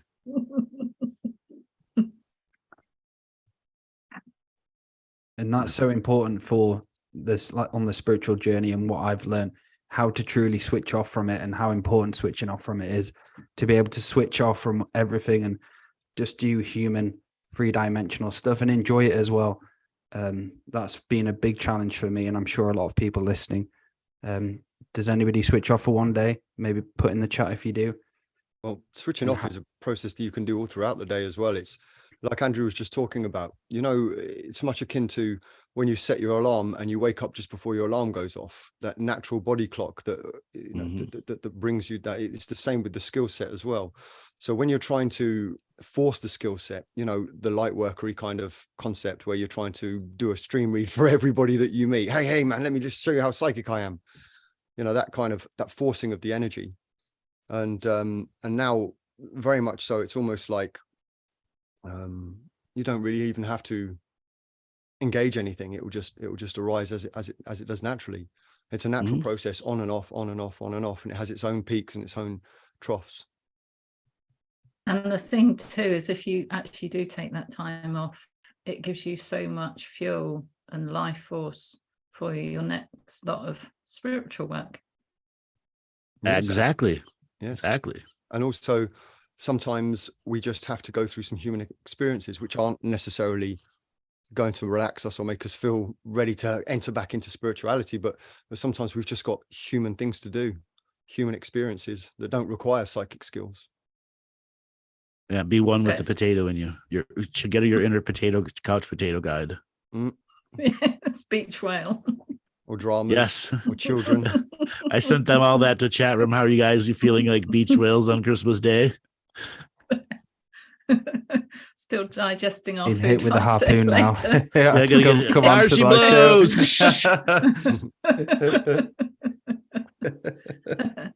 So Dawn's asked, how do you prepare for the high frequency? So that's right back to the Andrew's basic teachings, which is daily practice, building on that. So have your daily practice, your prayer practice every day, build on that day after day. And then Andrew's got so many videos out there, also on Two Feathers Medicine. If you want to come on, we do shamanic teaching. It's a process, Dawn. It's a process of doing all the inner work. Yeah. A long and involved process that requires commitment, courage, self-healing, self-nurturing, so you can master the self. There's your equation in language. 1 + 1 = 2. Do practice, learn frequency. Learn frequency, understand how your frequencies go up and down. Learn what your high frequency is, and on a regular basis, challenge yourself to go a little bit higher and higher frequency until such a time you've done enough repetition to know what your lows and your highs are, and then go, all right, I have to up myself another scale and challenge myself to respect my commitment to get to a higher frequency through my spiritual practices. And that comes through doing a variety of things, not one mono. I meditate and that's all I do, and I call myself spiritual. You got to have a variety of things that teach you how to gain high frequency. Like when I do stream reads, it's not one frequency, it's thousands of frequencies at the exact same time, making a harmony. That's why it's such an intense frequency. Yeah. And you've got to be your own self barometer. You've got to self-challenge and check yourself and hold yourself accountable. Mm-hmm. And everything. Why are high frequencies followed by low? Because you ran out of high frequency. Yeah. That's the other reason you practice. You learn you can get an empty tank. And sometimes it costs a lot of energy just to raise that frequency and reach that peak, and boom, you're out. Yeah. And there's other times when you just you think there's a desire to go high frequency, but you just can't, and you just know Can't. Not today.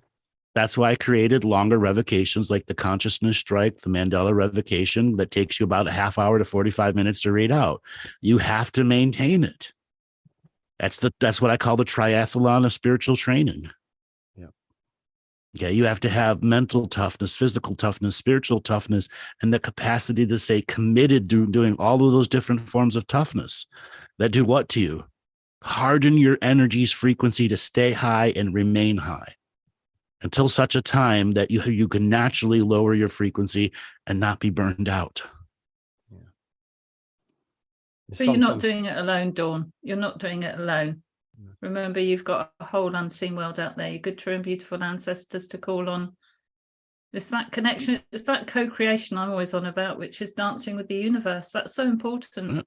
That's vital. That's our whole way of organic natural evolution. That the universe is constantly changing, and we must change and move with it. Mm-hmm.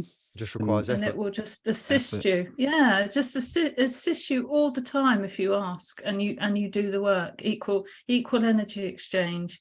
And working on traumas and not avoiding traumas, and always looking into them through the year and going back to them and adding more onto it until it gets to the point where that trauma isn't in your field anymore. And that's helped me become more high frequency, going back and working on all the times I was broken, working all the times I needed fixing and stuff like that.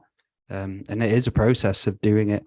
And say, if you calculate up all the time you do 6 days a week, 5 days a week, the next year, just think how many hours you're going to do on yourself.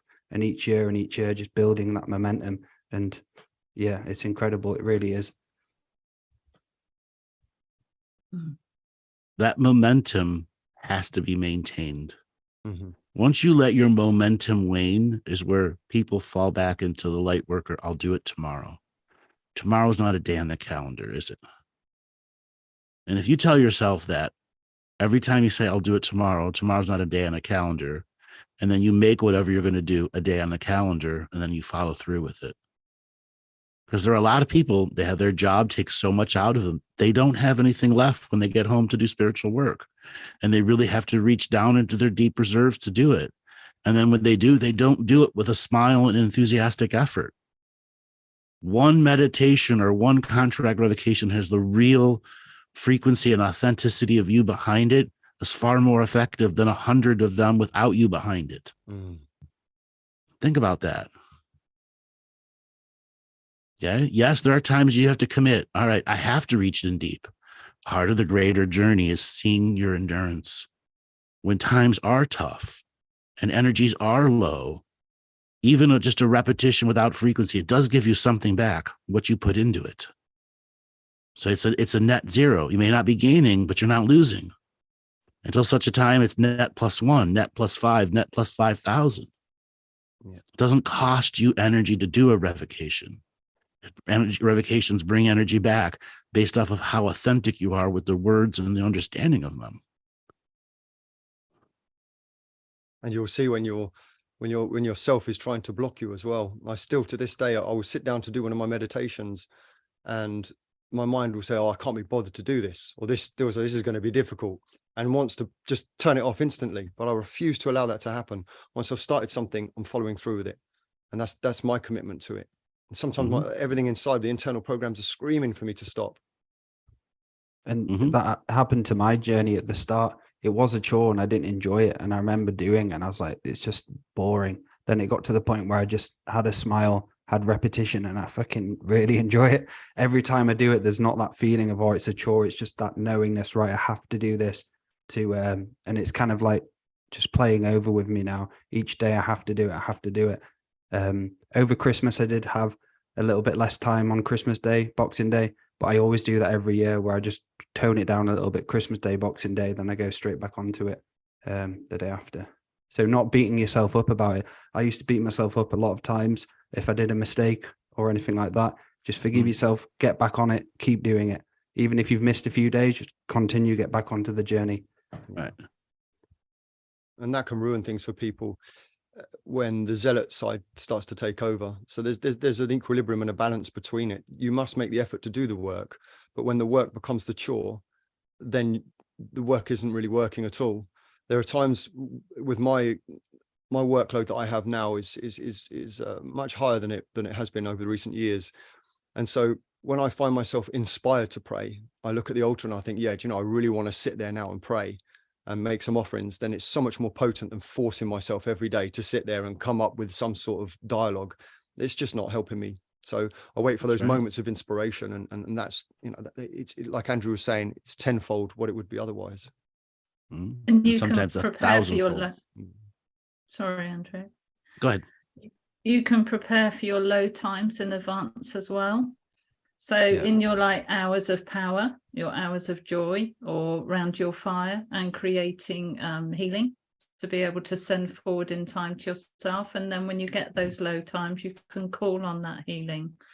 So if you're using like your really, really potent time, and then build that and build on that, and then send that forward as a healing and collect it when you need it later. And I love those times where I do feel a bit down and I'll say a prayer to bring me up, and I'll feel so fucking good when I'm saying the prayer, and I'll be crying and I'll be having to go into those layers to bring me out of it. And that's me using it to help me. And before I wouldn't do that, but now there will be times where I'll start saying prayer to bring me out of what I'm in, and start whatever I'm going through. I'm wanting to speak about it in prayer, and I'm enjoying it, and it's helping me. And I think it's getting to that state, isn't it, where the work's helping you greatly and protecting you as well. And the prayer process just becomes a part of who you are, because sometimes I will just have an angry prayer. You know, there's, you know, I don't always just try to transmute. Sometimes I'll just say just exactly what's on my mind and how I feel. The amount of times I've called Spirit a bitch, you have no idea. Kicked off and screamed about it, you know? Fuck you, motherfucker. This is not what I want. Now you know why I say it. Honestly. Throwing shit at dragons. Fuck off. Yeah. So the journey for, because somebody was asking before about, you know, what's it like shutting off. For me, this particular holiday, it had its own challenges. The getting a copyright strike before. Robert, my former producer, people may not know, he passed away just after Christmas after a 2-month bout with cancer. 2 months diagnosis to death. We wish him well in his journey. And I got my tears there.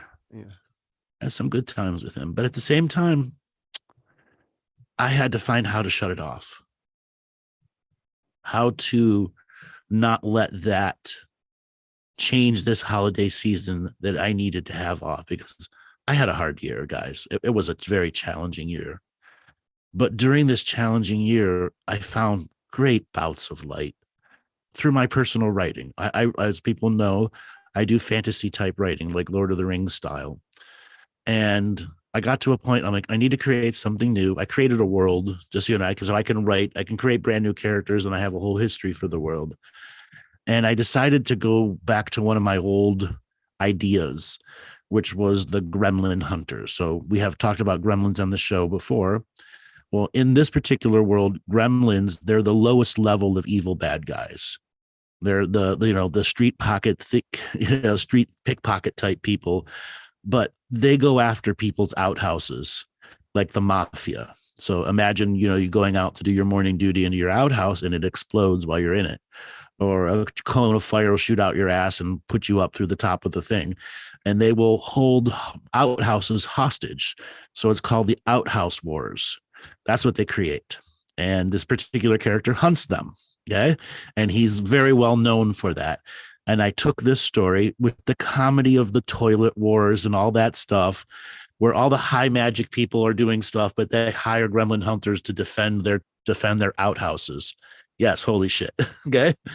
And I was able to have so much fun just going into the potty humor and creating weird magical situations where the gremlins are creating fecal monsters. Yes, your own fecal elementals, defecation elementals.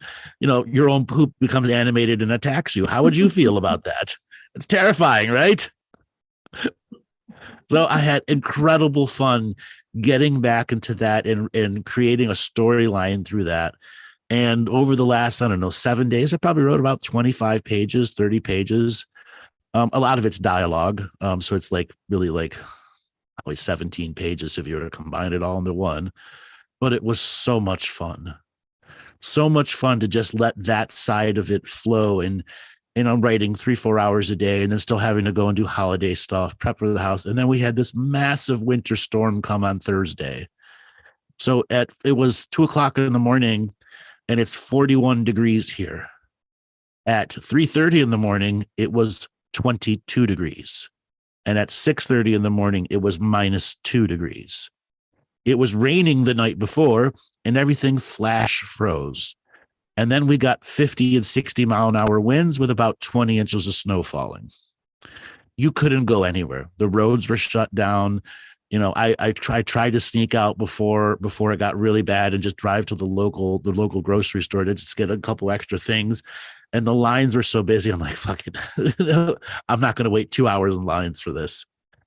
And we had a cozy Christmas. Okay. You know, we were going to go out and do a Chinese Christmas dinner. It was the thing that my uncle wanted to do this year. It's something when he used to live in California, they used to go out to restaurants for their Christmas dinner and have Chinese or Indian or whatever. And so it was the first time all of us were going to go to one restaurant instead of somebody having it at their house. And we had to have a plan B. Okay. Luckily, I had a lamb inside the extra freezer, a leg of lamb, and poof, you know, the rest came together. But nobody could go anywhere. No one came to the house because it was too risky. It was -22 blowing wind and roads are shut down. And, you know, even my uncle and my brother, they're still 45 minutes to an hour away. So none of them were going to drive in that either.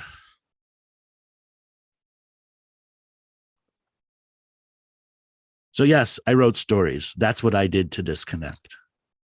Stories about outhouses under siege.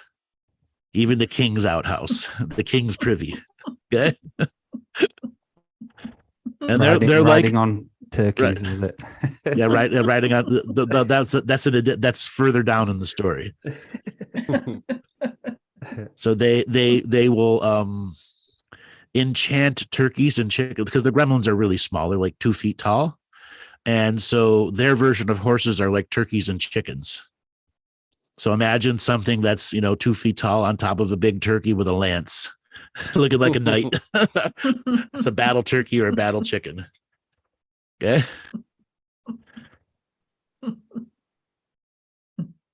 That'd be It's like formidable if brilliant you were that high. films. That would be absolutely formidable. They can be because they're very fast. You ever try to chase a chicken or a turkey? Oh, They go 40, 50 mile an hour. I've had a cockle come and get me. It's incredibly powerful. Well, these chickens can breathe fire. Not long, not like 20, 30 feet, but 5, 6 feet. So they're mad. They've been enchanted with magic. So they could be a formidable force. And this particular character taught them how to ride turkey vultures. I don't know if anybody knows what a turkey vulture is. It's a giant vulture with like a 15-foot wingspan. It's huge. They're all over here in Ohio. And so their turkey vultures are their dragons. And you know that turkey and chicken still fly. They're gliders. They can get running and then they can glide 40, 50, 60 feet. Or if they're up high into a tree, they can glide down. And so I have to clip their wings. Yeah, that's why they clip their wings. Yes, they're often, Don is asking, yes, they're often confused as eagles. Yeah, but that connected into that hyper creativity, that uniquely Kid Andrew side. You know, I'm creating an entire character-driven story arc where it's not about the high magic, the high people, but all the high magic people are going, what the fuck's going on? Why is my toilet's under attack? Hire this person. And then this person comes in and clears up everything and then moves on. And, you know, story after story after story after story. And then he gets a reputation worldwide. And then he's getting an invitation to go to the Chinese court to take care of the Chinese gremlins or something to that effect.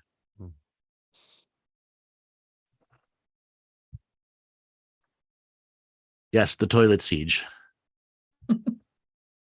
So he will like be a sniper, like hidden up in a tree somewhere, waiting for the gremlins to go in or out or get around the outhouse.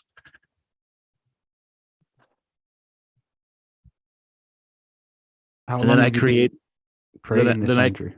Oh God, I created this world in 2007. I have like 3 or 4 books written in it, like probably like 1,200 pages of actual character-driven dialogue and stuff. But again, I wrote for me then. I didn't write for a world. I didn't write for an audience, which is, I hear all the time that's the best way is write for yourself, not write for everyone else. But that's my flavor of fantasy world. The lowest magical person wants to prove they can be the highest magical person. It's all the same at the end if you win. Was it something you did when you were younger, growing up, or was it? I played a lot of like Dungeons and Dragons, Vampire the Masquerade. I don't know if you know what those are. It's character driven stories. So yeah, that was a commonplace. But I also did plenty of other things too. It wasn't my life. But I also read a lot of books when I was young. I'd probably read 2, 3, 4 fantasy books a week at time at my peak. And if you've never listened to an author named R.A. Salvatore, you can look him up. He wrote a whole bunch of outstanding books in the fantasy realm. Blow your mind level good writer.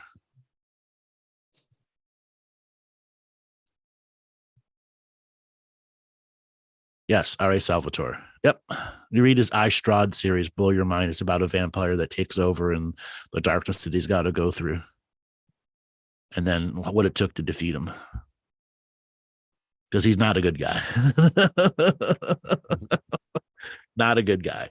But he tells the story from the bad guy's point of view. Yeah, I like that. That was awesome. That was unheard of. You're telling a fantasy story, the entire story from the bad guy's point of view. And he's talking about the Knights of the Light and and how worthless they are. And then you switch over. He's like halfway through the book, he switches over and gives you the point of view from the hero's side. Yeah. Okay. So it's like, whoa, that was really cool the way he transitioned into it. Forgotten Realms. Yeah, this is from the Forgotten Realms one.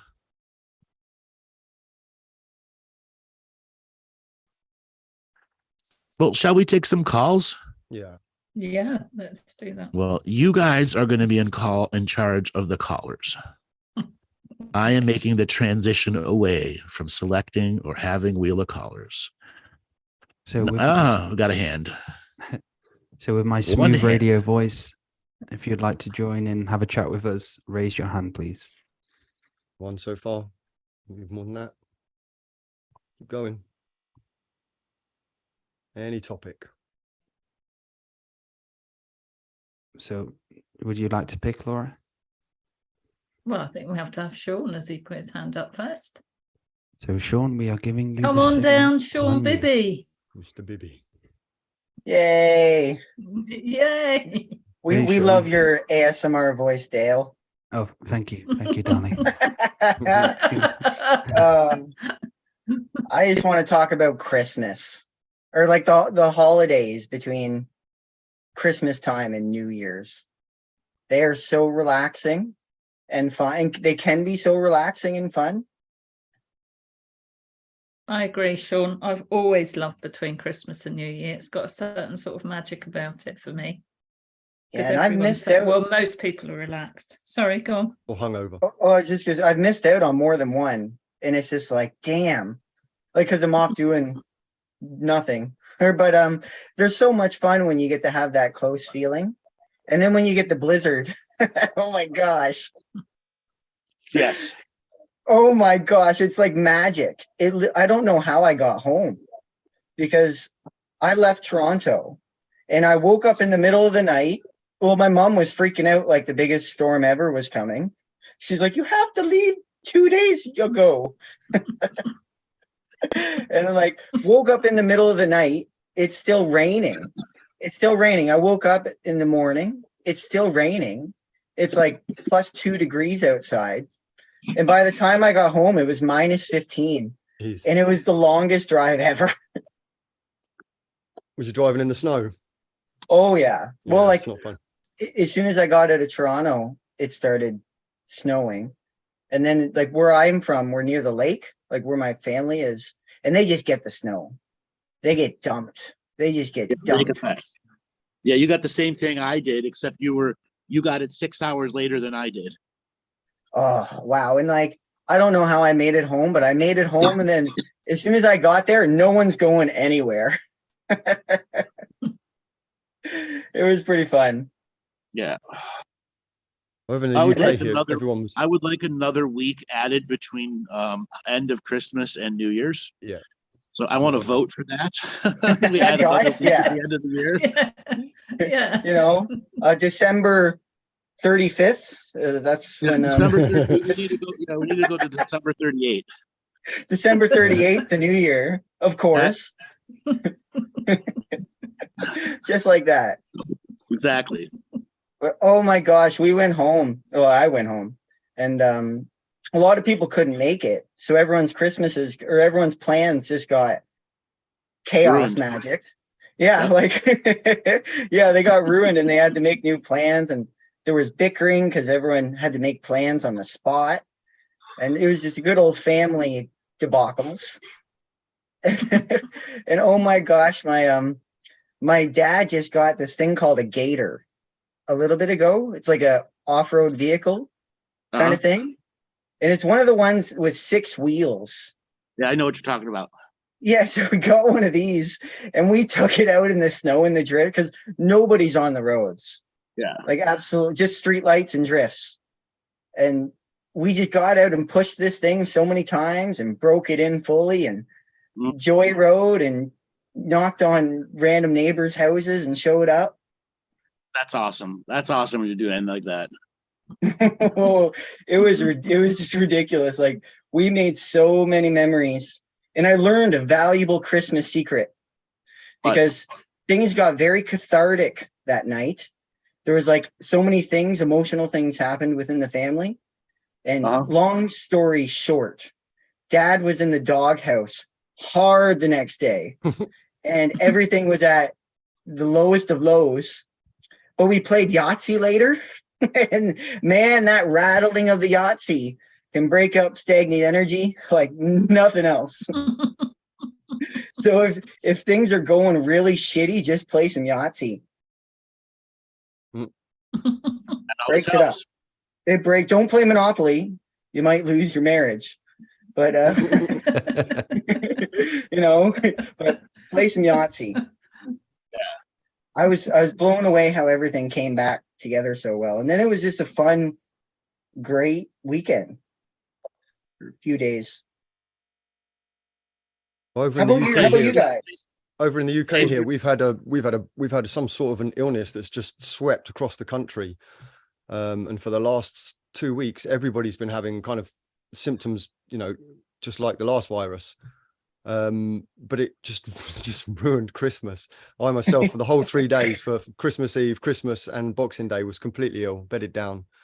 And now all my kids are all now, you know, struggling. And it just seemed like everybody was sick, didn't it, Dale? It just swept across the country. I know a lot of people who have had COVID and got really, really ill over Christmas, like really ill for quite a while. I've had a runny nose for quite a long time, actually. Yeah. Like off and on, but it's a long one. Yeah, I've had a stuffy nose going on too. That's why I had to get this nose inhaler thing so I could actually breathe through my nose. What's that thing called? A benzodrine inhaler. Oh yeah. You can just get it. It's over the counter. Yeah. Just some days, right? Some days you just want to breathe. Yeah, you just want to breathe.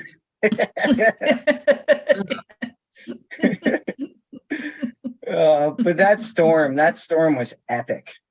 Like literally, there was so many the drifts, and it didn't snow. Like it snowed a lot, but it was blowing more than it was snowing. Right. And we had continuous 50, 60 mile an hour wind gusts for 4 days. Yeah, Yeah, and the drifts just piled up, and some of the roads were like you'd see the road, and then you would see 1.5 foot drift for 60 meters, like like 60 feet, and then road again. It was a lot of fun, a lot of pushing. Yeah. So here we actually had thunder and lightning inside the snowstorms in the winter. No way. Yeah. Like the prophesized winter lightning, you had it. Winter lightning. I mean, you could look up and see, holy fuck, that's lightning, and that's thunder, and going on for hours and hours and hours. I might have not seen it, but that's what it felt like. It was awesome. Yeah. Thunder snow, yes. Storm bomb. It's and when the winds are blowing and the snow is like that, the cold, so the layers between reality become very thin. And for me, when there's a holiday season and that energy bleeds through, it's a very positive thing for me, at least. I enjoy being in that energy and being in that high creative frequency. That's why I was able to, with all the stuff that was going on, to go into that energy and enter that creative space for the joy of doing. Yeah, especially when you're in like that holiday mode too. Like you're not on the workaholic beaver bastard. You're like just like you have that high creative energy, but you're with your family, you're with your friends, and that's when the memory machine starts happening. Because everyone's just, next thing you know, something goofy happens and more chaos magic comes in, and you don't know what's going to happen. But it's funny. I introduced my mom and dad to the joys of Korean street food videos. Blew their minds. You're putting what on a hot dog? Yeah. Or the way they do pancakes have like nothing to do with what we do here. Imagine a pancake batter that has whole asparagus in it, and that's a pancake. 40 pieces of whole asparagus or 20 pieces of whole asparagus with pancake batter, and then cauliflower. I mean, everything you can think every vegetable becomes a pancake. So we're doing food again. Oh my God, the Korean pancakes. I've had a few, just like, what do they make it? Like, not the cabbage, I guess some kind of cabbage, cauliflower. I don't know, but they use so much. Yeah. They use so many of those like clear vegetables or whatever vegetables, and they're so good. Steamy. They're so steamy. And fried. The volcanic eggs, volcano eggs. Yes. Yeah, I haven't tried. I'm not near in that category of the volcano egg. The tornado egg. Sorry, tornado egg. Right. We'll have to invent the volcano egg.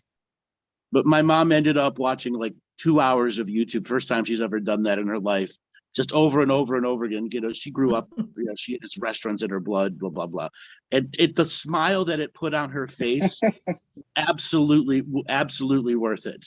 And my dad going, what? What are they putting on there? The Korean pizzas, they put on full baby beef back ribs on top of the pizza. I just had some baby beef covered ribs. in cheese on top of that. Yeah. Do you think she's going to cook some or something? Yeah, she's going to try. She's definitely going to try. That's great. And then she'll call you up. She'll be like, I made this.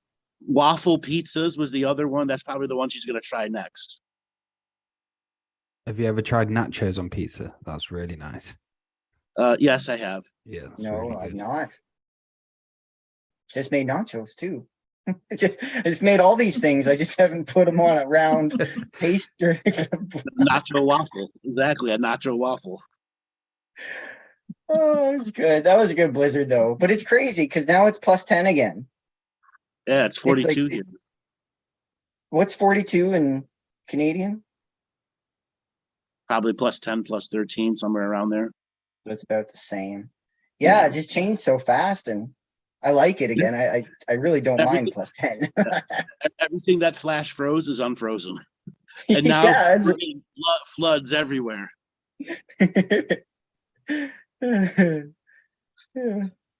Well, we've got a bunch more hands raised, Sean. Thanks for calling Very fun. Take it easy, Sean. Yeah, it was happy holidays, guys. Take it easy, bro. And to See you. you on December 35th. Yes, 38. Yeah. 8. Yeah. Yeah. All right, guys, pick the next caller. All right, let's have Kit. I hope it's a car. Yep, we're giving you the signal to unmute. Hey, how you doing? Great. Where are you calling Hey, from? Kit. I'm in Tasmania.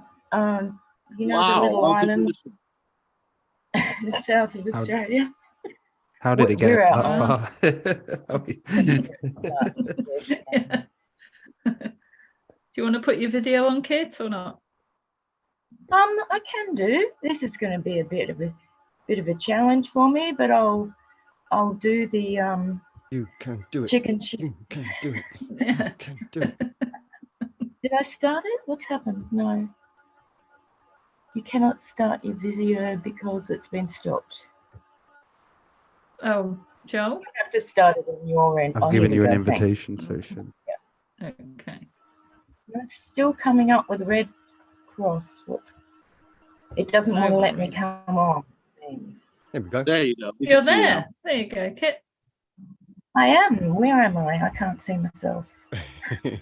That's you- all we can right. see We you. can see you. Has anybody seen that video? Just a quick one. Has anybody seen the video of the people with the judge and they have that cat filter on it and they can't get it off? They're in like federal No. federal court, and he's got that video of the cat. And he's like, "Can't get it off, judge." And he's just a cat. Oh, there now. I can I'd highly see recommend myself. finding that. Yeah. What we do for you, Kit? So how's your weather in Tasmania, Kit? Oh, up and down from one day to the next. It can be snowing, or yesterday we had a heat wave, so I had to put the aircon on for the first time.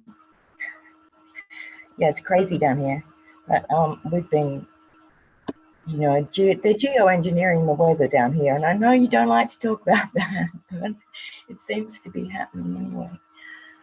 I've But been I hearing actually all kinds wanted of to- theories about stuff like that. Time. Somebody said there was they were nuclear controlling the weather with nuclear devices. There's been all kinds of silly conspiracy stuff about the weather recently. Yeah, there's a lot of there's always a lot of sorry, I've lost my words.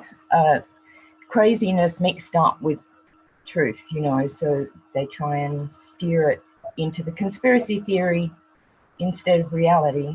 And there's a lot of proof of, you know, documentation about what's actually going on with stratospheric aerial injection and cloud dimming and all the rest of it.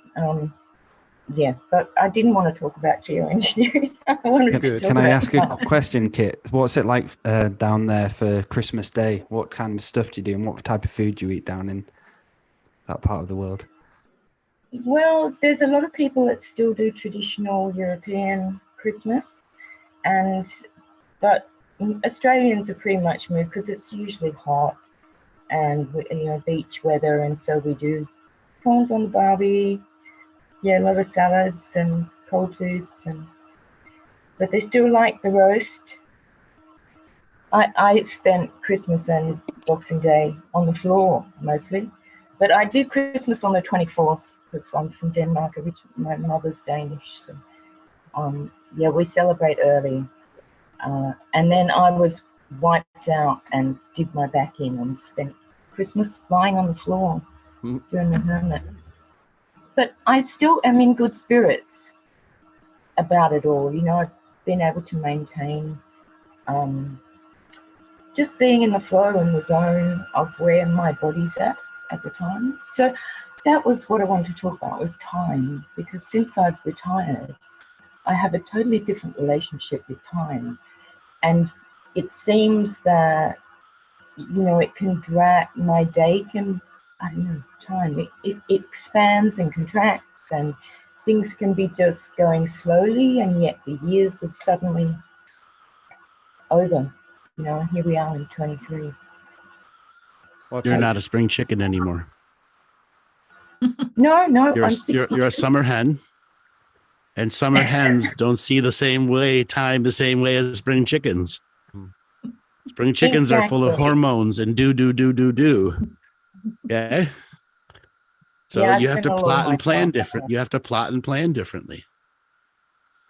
I've learned to slow down. These last 3 years have just shifted me into that, because I've had some physical issues, not being able to walk, but that coincided with COVID. So everything has put me in a place to slow down, focus on myself, just be in the zone, go with the flow, always have a backup plan. Why can't you walk? No expectations about how things are going to be. Very accepting of everything. I feel more centered and grounded now than I certainly did 10 years ago when we were going in 2012. So why do you have problem walking? Oh, I developed a twisted hip, and that meant my leg wasn't sitting properly. And so I struggled with that. But I've been getting treatment. I've been working. I've spent the last 3 years working on myself. It cost me a lot of money. It took a long time to find a really good practitioner who could help me with what was going on, because it's actually physical, structural. It's not organs. It's, my skeletal structure. So I felt a long time like I had a metal rod in my leg. Yeah, that's gone now, but I'm still struggling with walking. But it was like a deconstruction, or being reconstructed from inside out. Mm-hmm. Yeah. It's been challenging, but yeah, in a good way. Do you have a chiropractor that works on you? What do you have, somebody who Yeah, works on I finally found a good chiropractor last year. The first chiropractor I went to actually made it worse. Yeah. But I since have found an excellent chiropractor, an excellent body worker, and I've been improving since then. But the first year and a half was very slow. I had a few setbacks, a bad fall, a couple of things happened, whatever. So people that I'm still here. I'm still going. I'm still doing my daily practice. People that have twisted hip like you, oftentimes when you were really young, you were an over leg crosser. Like whenever you'd sit, you'd cross your legs in a particular way that caused a body malformation in the muscles and in the bones. And a way to fix that is there's these special pillows you can buy that lock your feet straight and elevate your feet in such a way. It's a pillow for people who've just had major hip replacements. And I highly recommend that they are a little expensive. They're around $100, but it will absolutely change your daily life when your body gets locked in the exact right position to fall asleep. Because when you fall asleep, you go into the negative position without realizing it.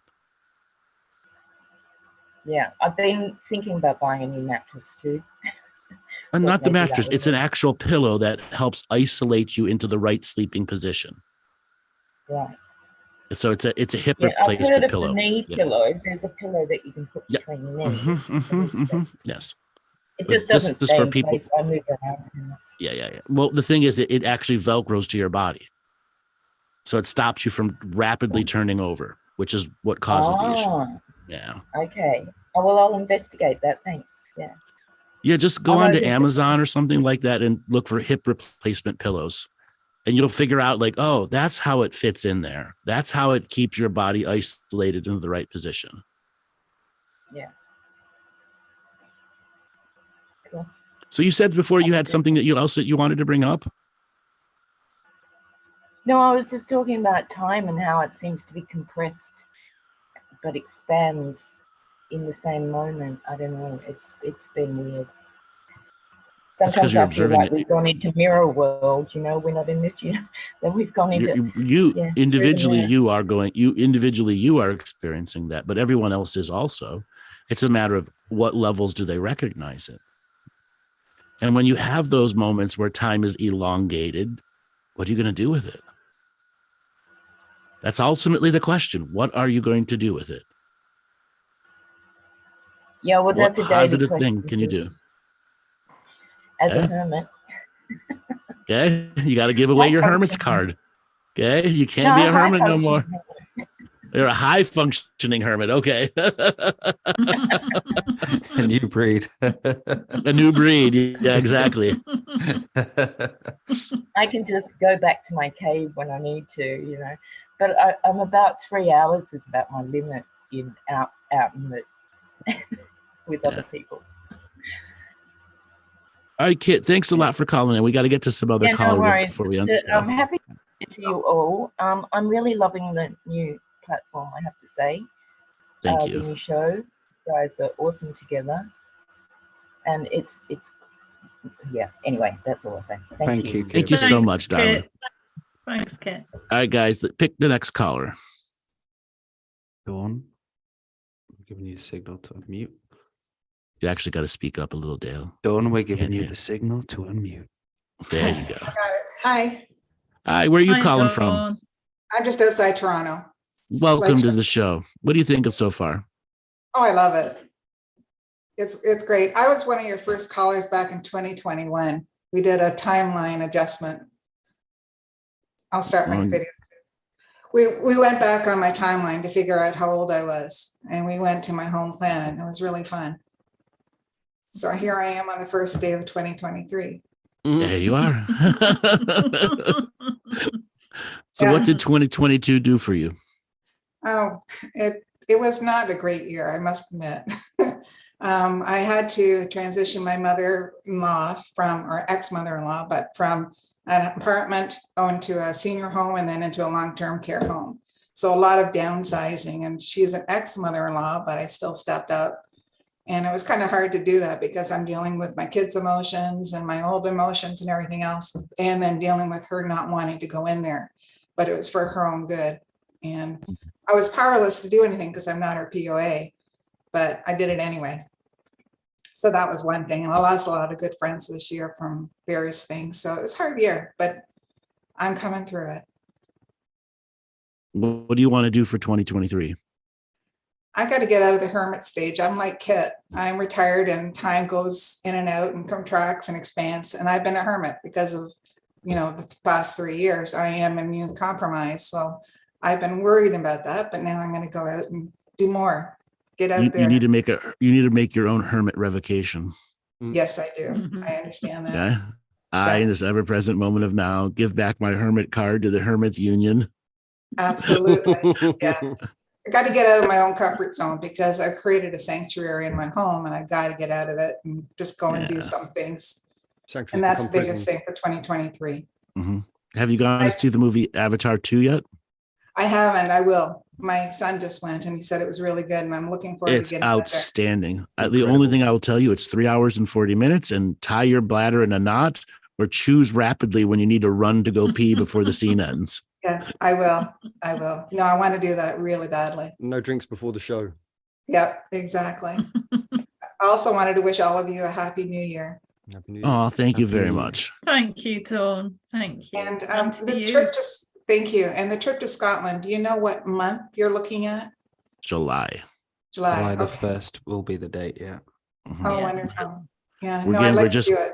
We're just waiting on the final contract to come from the company so we can actually hey, there it is, guys. It's been dangling over us for so long. Yeah, no, I love Scotland. I love Scotland. I'd love to see it again. It's been a long time coming.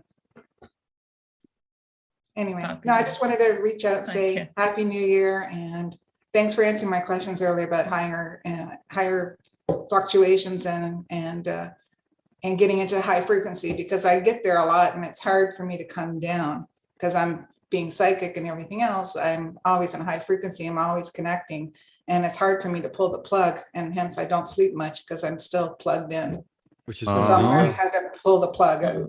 It's one of the side effects of hermetism, that people stay in their happy place all the time, and for many people it would be too boring if they weren't hitting high frequency. I was guilty of this as well myself. I mean, I did achieve some pretty high magic and learned a lot of new stuff, but I really did lose a lot of social skills. Yeah. No, I still have social skills because I've got clients, so I'm always dealing with clients, and so I've got long-term clients, so it's really nice to connect with them because they almost become friends. So it's nice. And then I am getting out with friends as well. I've made a point of getting out for birthdays and Christmases this year, but it's still, it's nice to get out of that high frequency every now and again. And it's hard sometimes to away from unplug. spirituality. Spirituality can totally start to work against you like that when it's Yeah. 24/7 in your face. Yeah.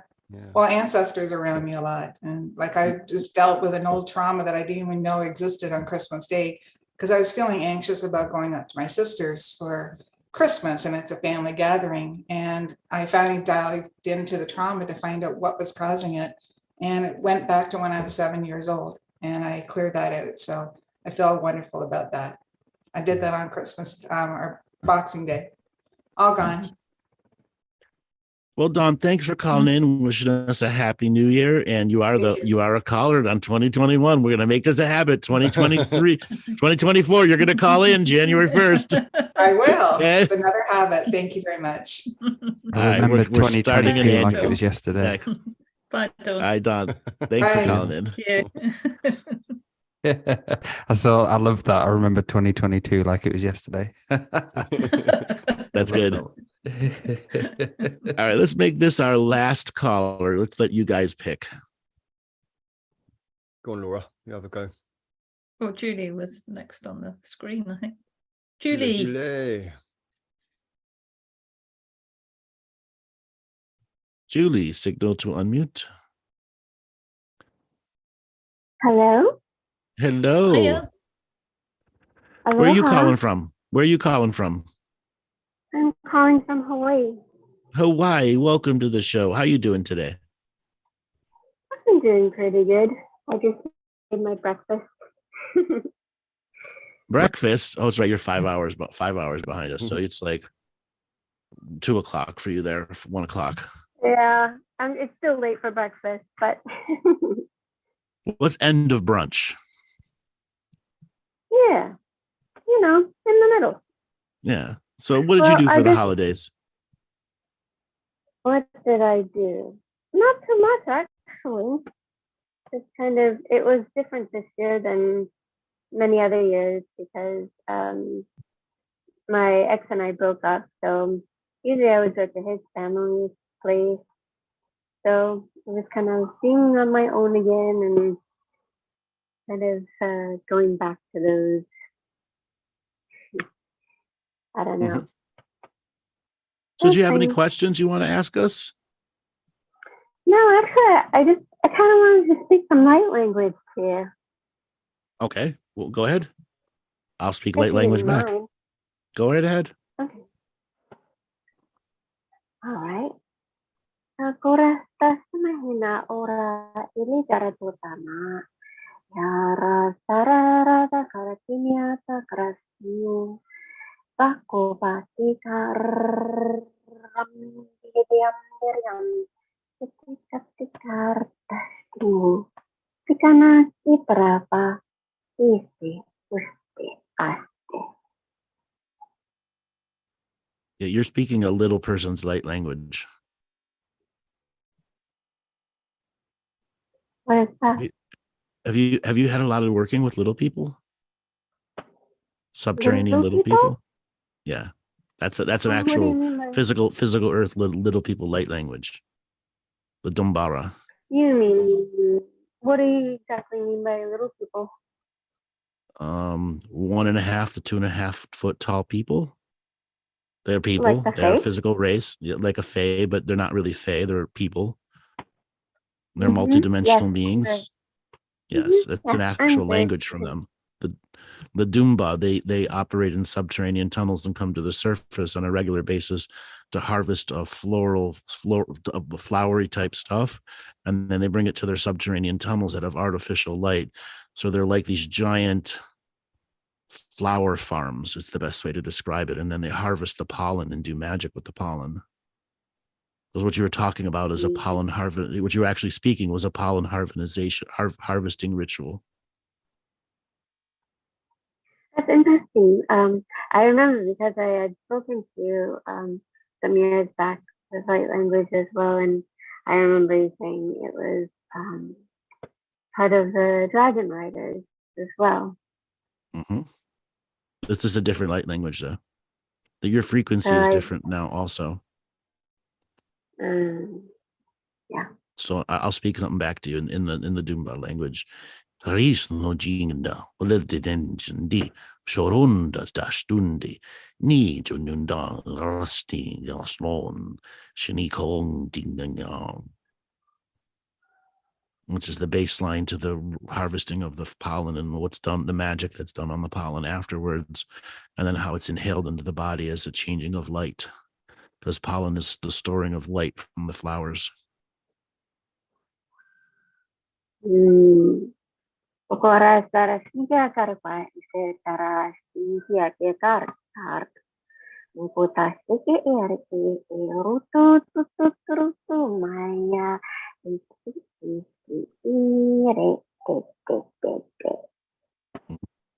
Addie, Laura, you guys, Dale, you guys want to answer back? Ele betel, pukulila ma teket. Kantakali te betel element. Koloko huntakali element. Koloko toko hunko hunko. Opotoko humpoto huntehe. Tehel mallehe. Moholo hullehe.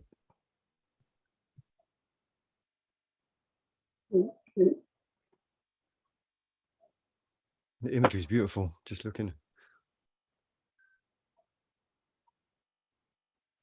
Ora rasa rem pre crestar do poruta prestisi se carenteria ir ter curunduras kata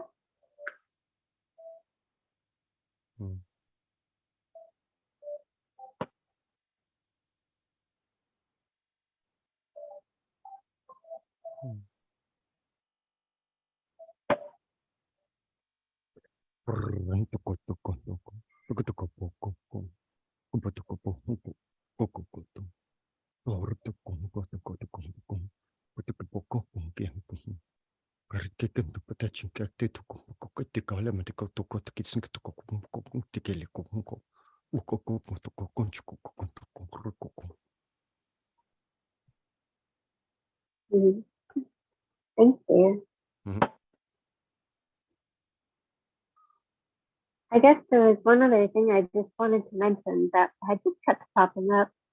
Sorry, I was just shifting some light language to this, but it feels like, I don't know, I kept thinking 2023, like it just feels like it's in the past. Like it feels like a past year, like I've already lived it. You did. But you just don't remember it. Yeah. So with that knowledge, what can you do?